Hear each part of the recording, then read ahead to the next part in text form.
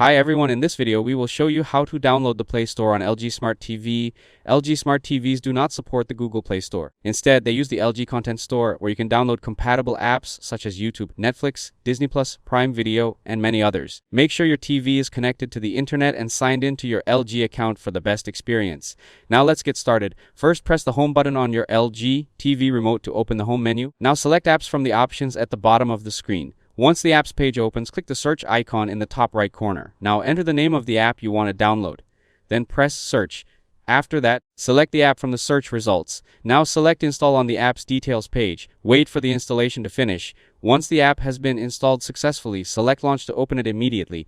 You can also find the installed app later from your TV's home screen. If you can't find the app you're looking for, it may not be available for LG Web, OS, or may not be supported in your region. If this video helped you out, don't forget to leave a like and subscribe to the channel. Thanks for watching. I'll see you in the next one.